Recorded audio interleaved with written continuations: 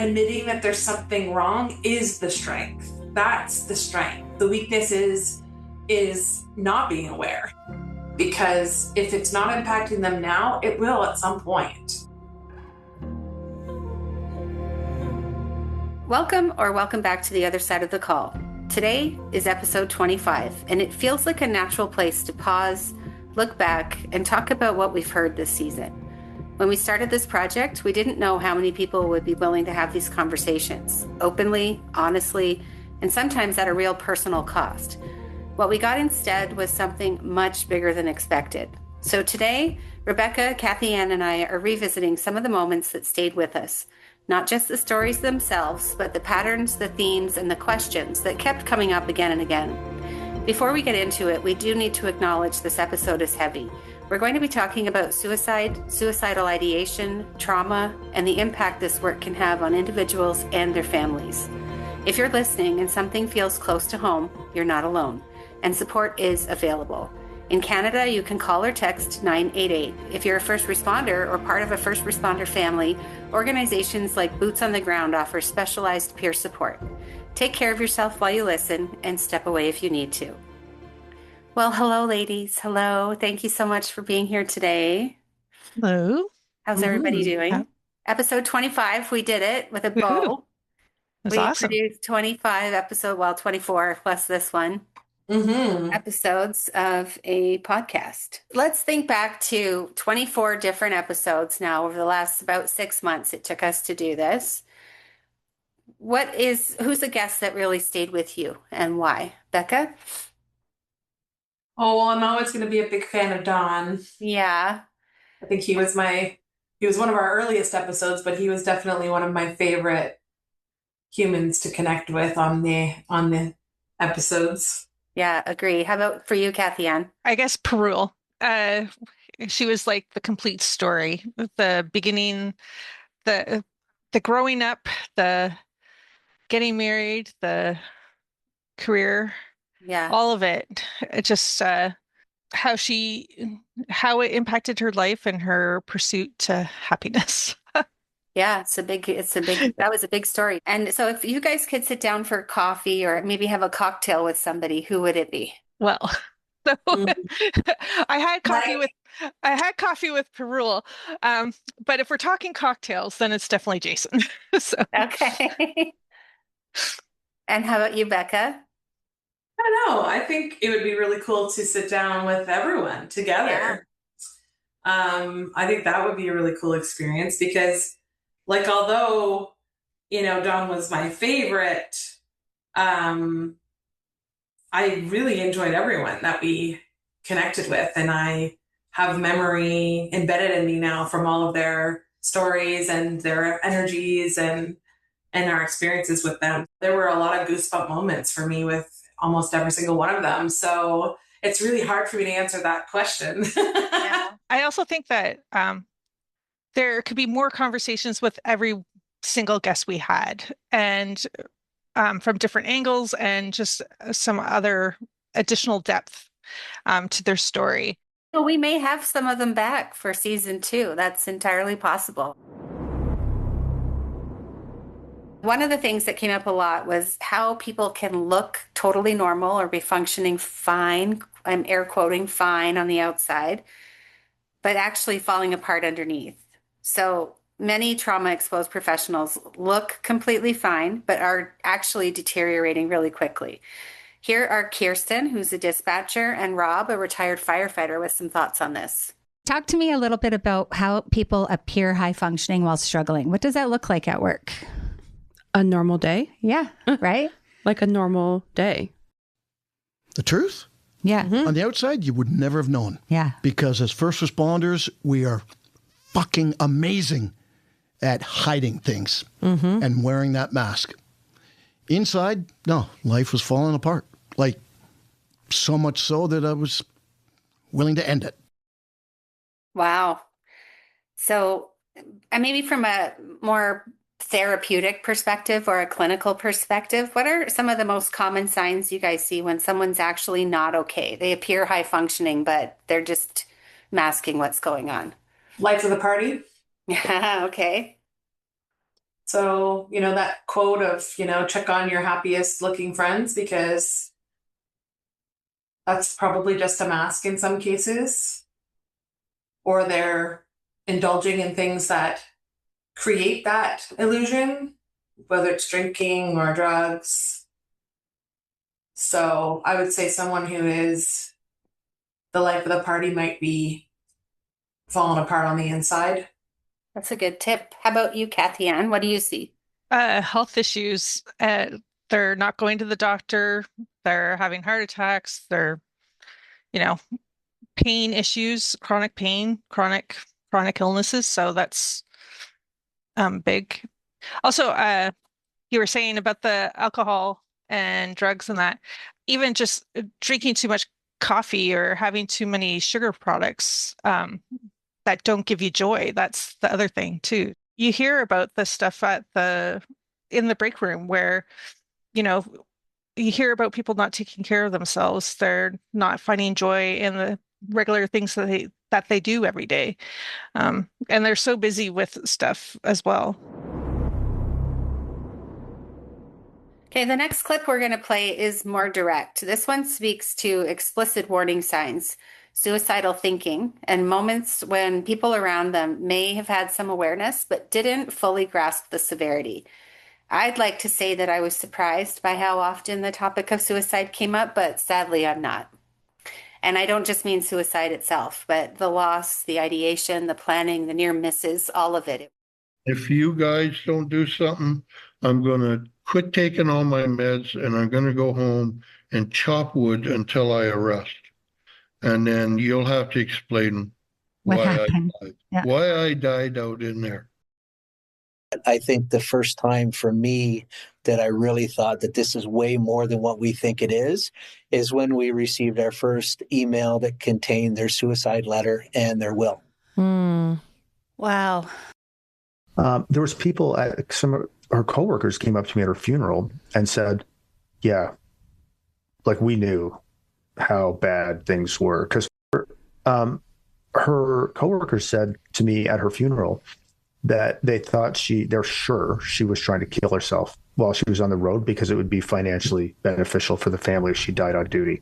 Wow. Pretty crazy how vulnerable some of our guests were willing to get. And I certainly really appreciate them sharing their honest stories with us, because I think hearing it from other people will let some of the ones out there suffering know that they're not alone. So was that at all a surprise for you guys, how often that topic came up? Not at all. No. And when someone's making statements like that, like I'm going to go home and chop wood until I arrest, how do you interpret that clinically? Is it considered a clear warning sign? One of. Yeah. What are some other warning signs that people maybe should keep an eye out for if they're concerned about a friend? The life of the party person. Again, yeah. Giving away all your stuff. I really highly recommend that anyone do the assist training, because it helps you understand how to have those conversations and pick up on those very mild cues, like someone almost saying goodbye without saying goodbye to you, or like Kathy Ann said, just giving away random items and all of a sudden having no attachment to anything. Like almost like they just don't care anymore about anything. And Kathy Ann, do you have anything you'd like to add about the topic? We do a suicide risk assessment. We do some safety planning. We ask if there's a plan. We're normally trained in suicide prevention, so hopefully we're catching these things. So, and if there's a plan in place, or if they have guns in the home, and some things are a little bit off with how they're talking about things, then we know that we have a duty to report at that point, and we either contact the police services or their emergency contact. Yeah. Good to know. So safety planning. Okay, the next theme we're going to talk about is one that came up, I think, with every single person that we talked to, and that was childhood trauma. So it's a much deeper layer for some of these trauma exposed professionals. This clip touches on the idea that for some people, the job may intersect with earlier life experiences, including unresolved trauma. Here's Jessica, a paramedic in Calgary. Ask them, like, how was your childhood? Yeah. You don't have to tell me if you don't want to, but you wanted my advice. I need you to go deal with your childhood trauma before you get too far into this, because you may find that the reason you're here is because you're trying to cope with what happened to you as a child. Oh, I give ACEs to all of my clients that work with psychedelics. Interestingly enough, I've actually talked with someone about developing an ACE specifically for first responders and military personnel that is this, like, has questions that are very specific to us, because I do think, like, I can't think of a single paramedic that hasn't scored at least a 2 or a 3 on their ACE. So what do we know about the relationship between adverse childhood experiences and choosing or staying in a role as a first responder? Well, I don't know what I know. I know what I witness.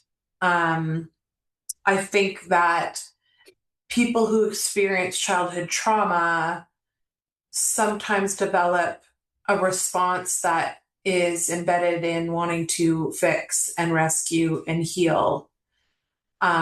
Generally, we want to make sure people don't ever feel or experience or have lack of support that we had during those experiences ourselves. I think the more and more education that we get on trauma and neurology and emotional regulation and all of these components, I think that the theory and the language on what childhood trauma is and was for someone is expanded.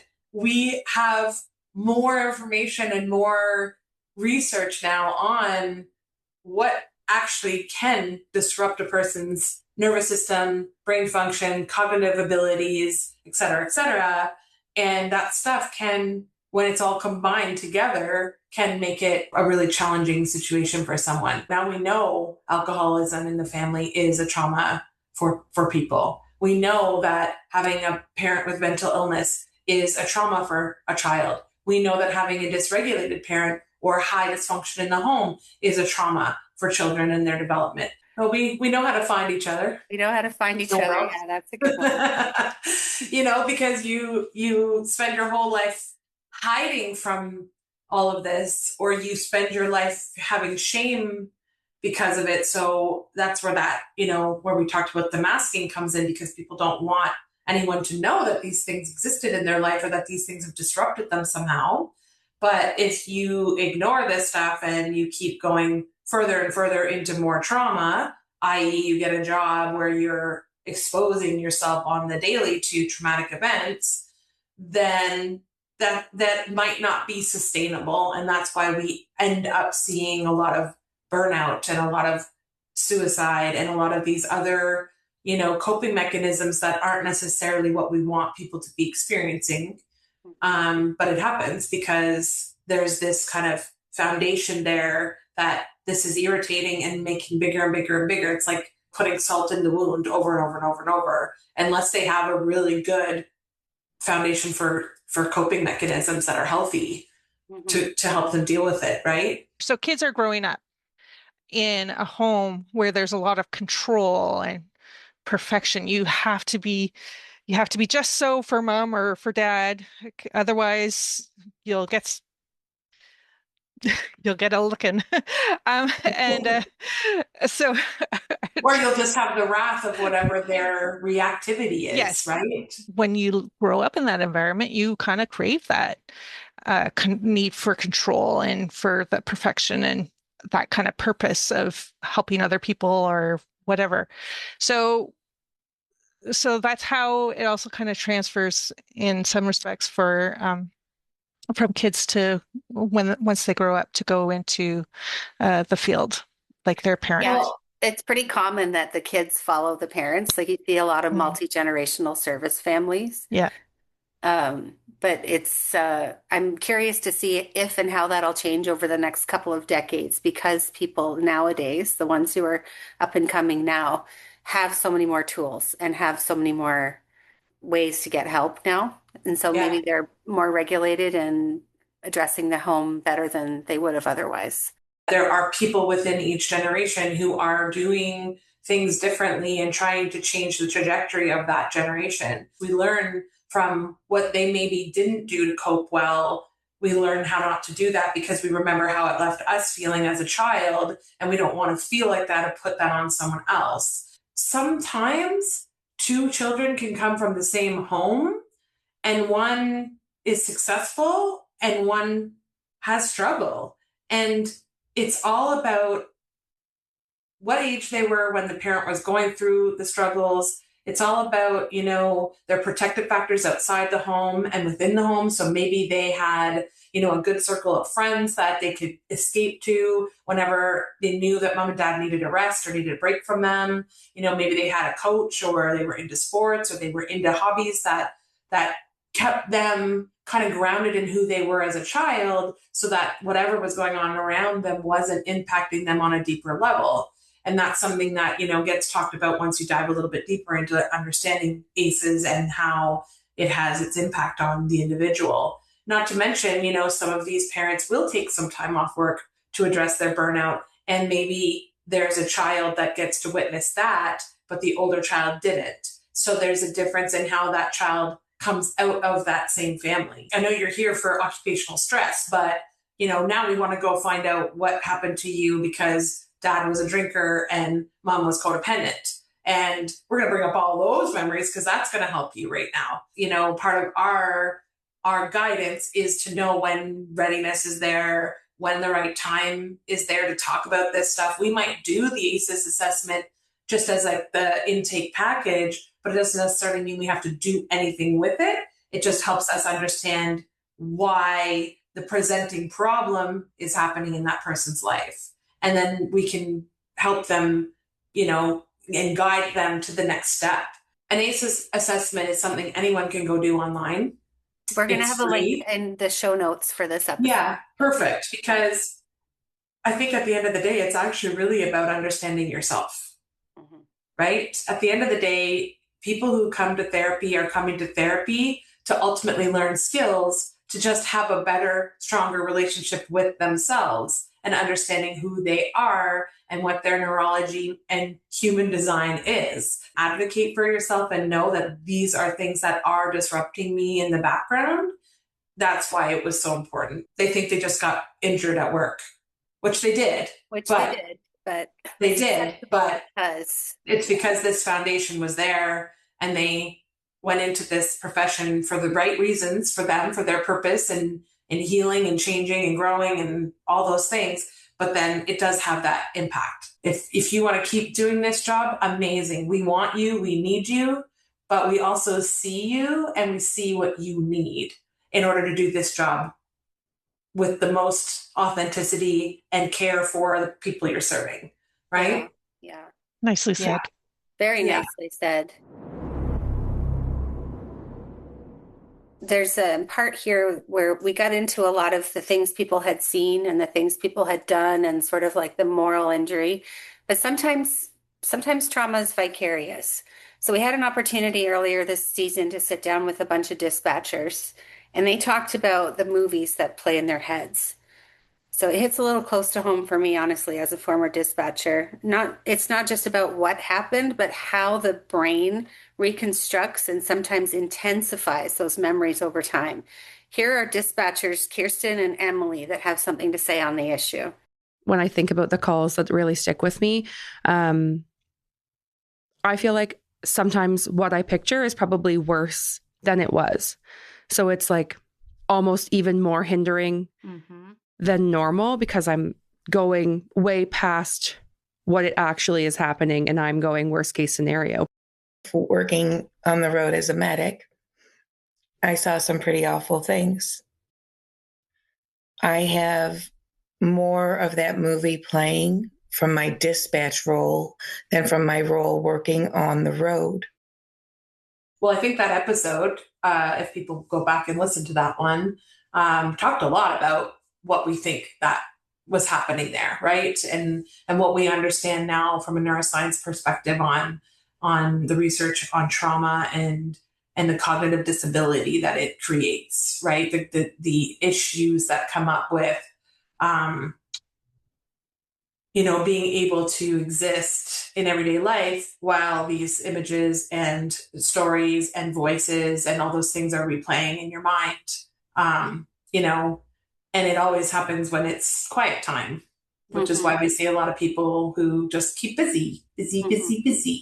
I can't sit still. I don't know how to stop. I get going. But we know that that's just a trauma response from avoiding self, right? And avoiding what's happening. I think that we talked a little bit about, my analogy of the Vader brain, right? And how there's a part of our brain that collects all the negative experiences we've ever had in life, whether it's, someone's voice in our head that replays, or as I call it, the ghost of our traumas, they will live on in there, and it's really pervasive. And I don't think it's something that someone can just deal with on their own over time.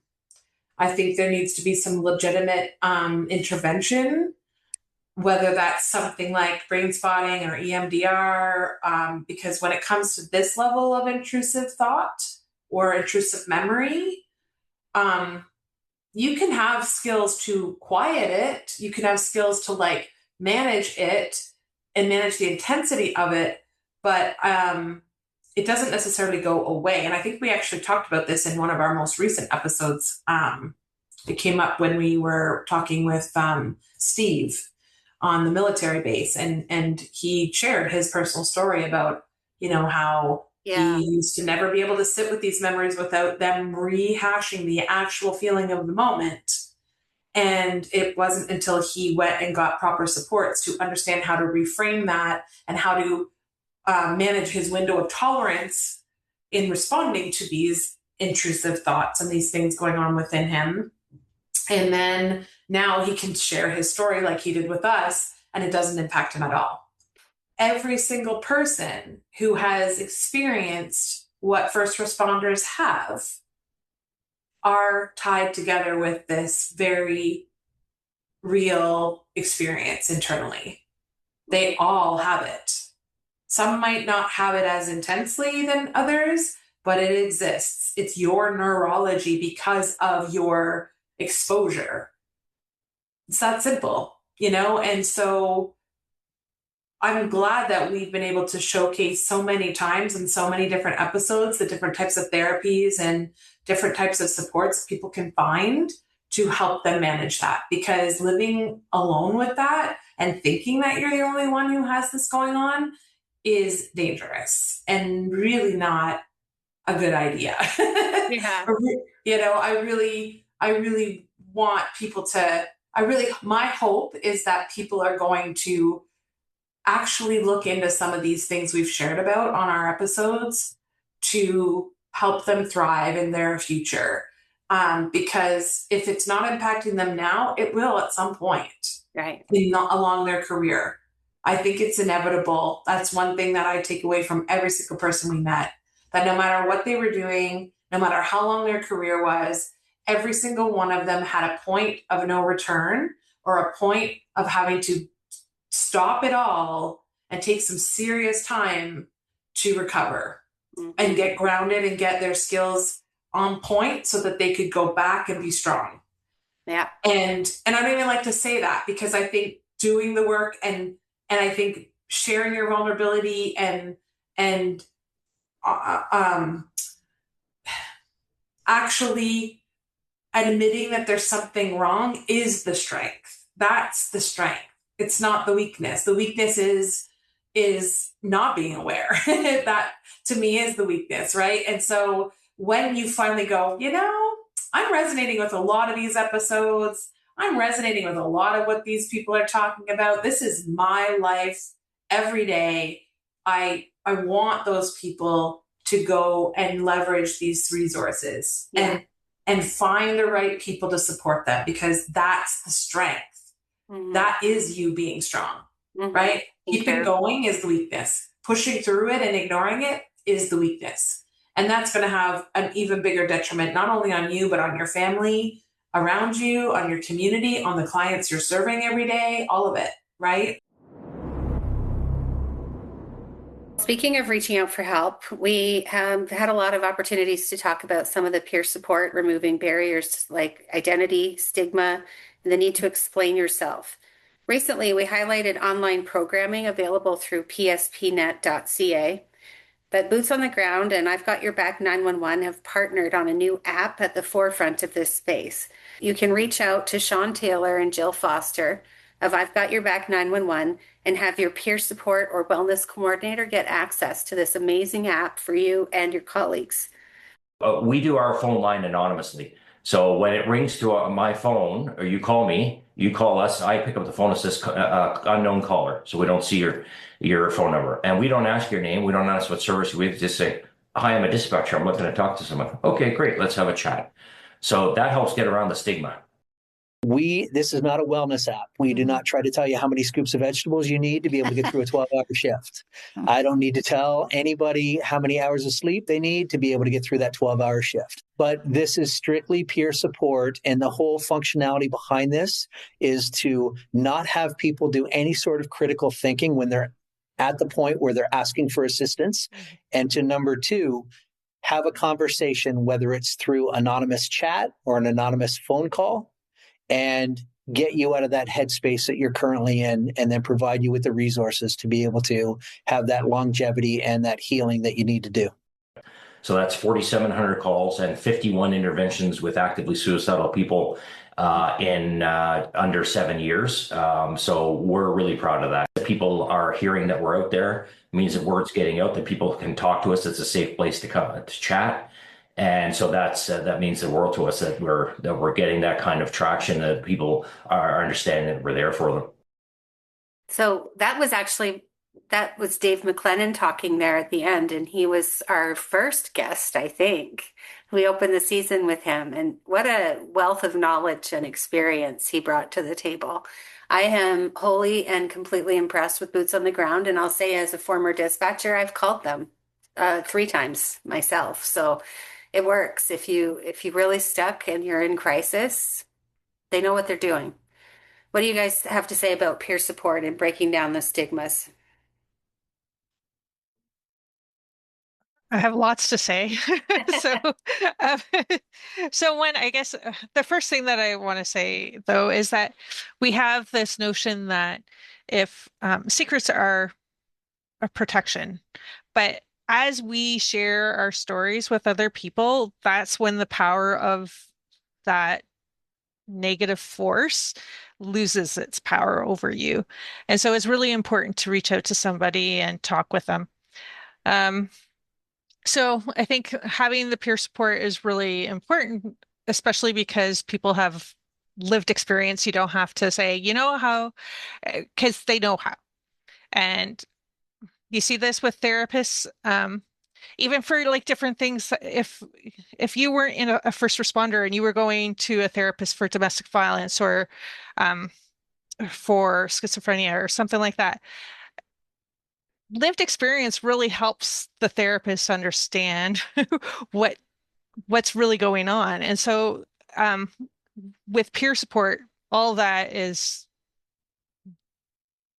I don't know what the word is. Amplified. All of that, amplified, yeah. Yes, so everybody knows what everyone is experiencing, basically. Yeah, I think I'll leave it for there, and I'll let Rebecca talk a little bit about peer support, but those were the 2 points that I really wanted to make. Okay, I guess like the questions I put down here, and we can take some of this out, but why does anonymity make such a big difference when someone's in acute distress? It's for comfort, security, fear, freedom to share the story, so they don't have to be fearful that they're going to lose their job or that there's going to be gossip around the water cooler tomorrow. Well, because that was the biggest thing that came up, I think, in every episode where this question came up, or where we talked about why they haven't sought support, or why they haven't had help, or why they don't tell their buddies or their partner on shift or whatever that they're struggling, right? Is because there's a culture of shame and even maybe fear, as you shared, around losing my job, losing my rank, losing the respect of others, being a burden on others. There's a lot of things under that umbrella. And so I think when you have that ability to be able to go and talk to someone without having to share who you are goes a long way. Because at the end of the day, really, I think that I see this with all of my clients that I work with, even though it's not anonymous. But when they finally get that point of feeling seen and heard and understood, they finally are talking to someone who has walked the path and knows exactly what they're going through. The weight that lifts off of someone's chest is huge. And so to provide that means for people who like literally have a lifestyle in this industry, because this is a lifestyle, and living within this culture that doesn't promote that, and then having these resources that do, it's pretty awesome, I think. Yeah. And I think it is just a matter of getting over the internal barrier, because here's the other part that I want to say. When you're living a lifestyle within a culture that often tells you that you have to be tough, you're not allowed to be emotional, you better not look weak, you have to be at your top of your game physically, mentally, emotionally, whatever, or else you're getting a desk job, or you're going to be taken off duty, or you're losing your badge, or whatever the thing that is that happens. You're being stripped literally of your uniform identity. Well, you're going to protect that fiercely no matter what's going on inside. And then what that also does, though, is there's like literally a cognitive conditioning that's happened, right? That's taught you that you have to mask, you have to protect, you have to put the shield up and not let anybody in. And so there's going to be a cognitive barrier, even when we showcase that this stuff works and it helps for a lot of people. There's going to be limiting beliefs around, I'm actually going to be able to do this anonymously. Like no one's going to actually know. I don't believe that. I don't believe it. I don't believe it. I don't believe it. Right? So there's going to be that internal cognitive struggle that someone has to go through before they even pick up the phone and experience that these things exist and that they are real and that you will be protected and no one needs to know who you are. We just want you to get help. That's a little bit of why this podcast even exists. You know, my mandate when we first started talking about this was I want a place for people to be able to get the resources without going to their boss, without going to the peer support, without going to the wellness coordinator. You can just listen to whatever episode, all the episodes, any episode while you're out on a walk or while you're driving in your car or you're taking your dog out, and nobody needs to know. So let's keep hammering home that we just want people to get help. The alternative of not getting help, of course, is you continue to be dysregulated and injure yourself repeatedly. And that falls off onto the people in your life. So let's talk for a moment just about the collateral impact on families and children. We have one final clip today, and it broadens the lens. It's not about the individual, but the people around them, and the often unspoken expectations placed on families. Here are Dr. Heidi Cram, occupational therapist, and Jason MacKenzie. They have some thoughts to share. So we have this slightly messy situation where the families are kind of looked at like some sort of free emotional labor and extension of expectation that get resourced and tasked by the organization to keep people well and send them back to work. Mm-hmm. And that's all kind of implied. What went through my head was, oh my God, how am I going to tell the kids? The second thing that went through my head was relief. Mm-hmm. And then a massive amount of guilt for feeling relief at all. Mm-hmm. We don't want families to get in a position that is so acute and so uncertain that you're actually in a position where you have to call 911. Yeah. That is the worst case scenario for a public safety spouse, that you're going to call someone's coworkers to come and respond. There isn't something other, that's pretty bad. This is why Kathy Ann loved Perul's episodes because it talked a lot about family. It talked a lot about the impacts. It talked a lot about the culture within families to be in this lifestyle and to be in this career. And while there are good things and powerful things within that, proud things within that, it also comes with this other side, right? The other side that's pretty dark at times, that doesn't get talked about. We don't, part of that culture we just talked about of being strong and being capable and not being seen as weak in any way also includes putting that on your family. We don't talk about what happened last night outside of this house. Right. You don't tell anybody that dad raged last night for 10 hours after drinking 50 beers, like whatever, right? We don't talk about it. So families are impacted in a positive way, but they're also impacted in a negative way, right? And I think, again, the Wounded Warriors has some amazing resources for helping families. Heidi's episode talked a lot about what they do within their organizations to help families with the coping strategies and the structures of how to, rebuild and reframe and just get to a stronger point as families, right? Yeah, they're doing some important research with the Family Matters research group out of Queen's University. And we also heard that day from her assistant and partner, Lisa Delaney, who's the community outreach. So she collects all the stories from first responders and brings them to the table where the researchers are making decisions. So we had some really great guests. As we wrap up our first season, I wanted to ask the same question I've been asking each other today. So what stayed with you? What are some of the key moments from our season that made you stop and think? Becca, you mentioned some goosebump moments. I think I already knew this in my mind and in my heart and in my soul because of the work that I do every day. But I didn't have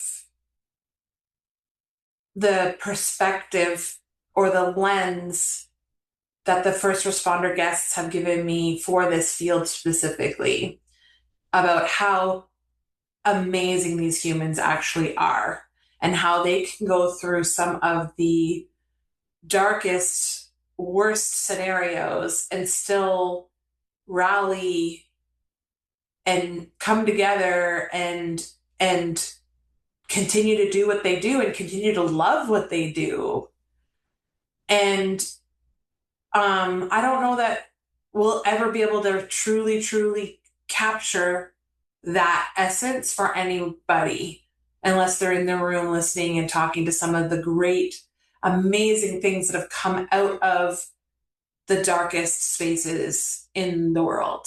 Mm-hmm. And so that stuck with me. It stuck with me that,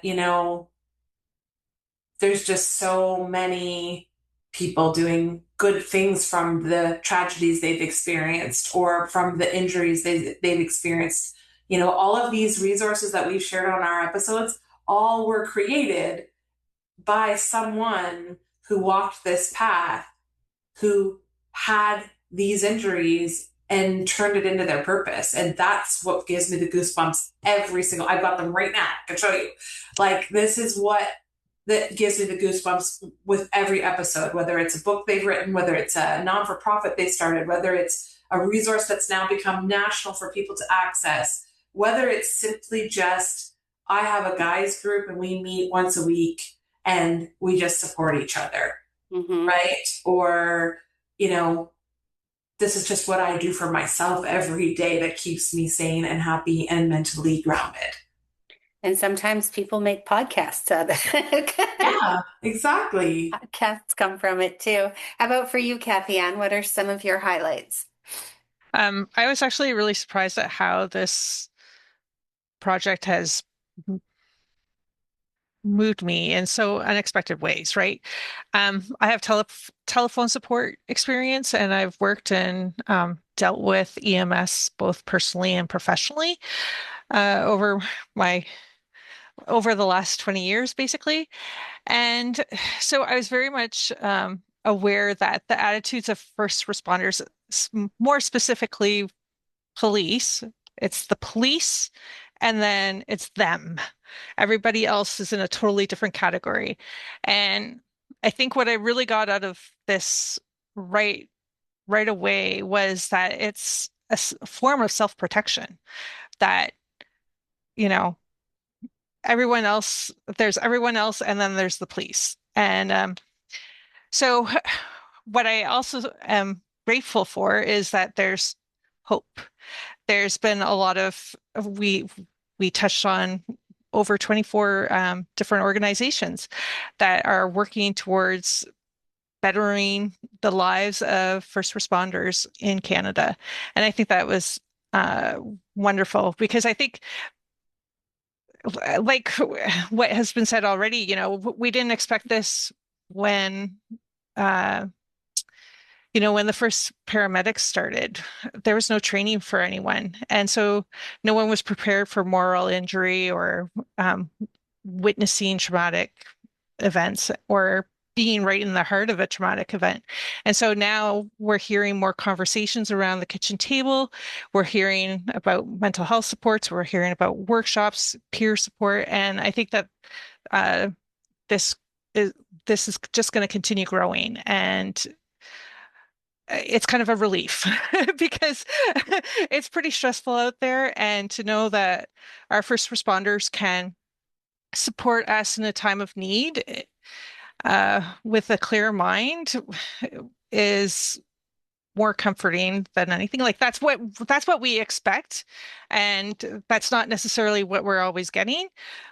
But now we know that there is potential for that as people become more aware of what's going on out there. Yeah, you just made something jump to mind when you were saying that, which was at least two different guests touched on the fact that once they realized they were injured and dysregulated and not maybe seeing the world in a healthy way, they knew they had to take a step back because they were incapable of doing the job. And I think there's probably a fair number. I don't know what the number is, but I think there's probably a lot of people out there that are in that sort of gray area where they're not ready to admit there's a problem, but it is impacting their performance, their relationships, their sleep, their quality of life. So those are the people we really want listening and following up on some of the resources that we've presented this season. And we're looking forward to bringing you even more in the second season. So I'll probably reread this later, you guys. Well, so I would like to take a moment to say thank you, Amelia, on behalf of us, our guests, and all our listeners. Thank you for all the hard work that you've put into this, the passion that you've put into this, sharing your stories, having other people's voices heard. This conversation starting is an incredible, valuable resource for our country and beyond, basically. So thank you very much for couldn't have done it without you two ladies. So thank you as well. Well, I don't know. I always tell people, Amelia's the show. She's the one doing all the tireless, editings and of course, Chancellor too. But yeah, like you had a vision, and I think you need to be super, super, super proud of yourself for all that you're putting into this, because it worked. Look at us, 25 episodes. Look at us. It's all you. If you can just take a moment to settle where you are, taking in a nice slow breath to the count of 4, and then holding it for a count of 4, and then letting it out for a count of 6. I want you to imagine you're standing near a quiet stretch of water. Not a scene, not a call, just stillness. As thoughts come up, anything from this episode or your day, place each one on a leaf and let it drift past you. No need to hold it. No need to fix it. Just notice it and let it move on. If another thought comes in, do the same thing. One by one, let them pass. Take one more slow, deep breath in, counting to 4. Hold that for 4 and let it out, nice and slow. Start bringing yourself back to where we are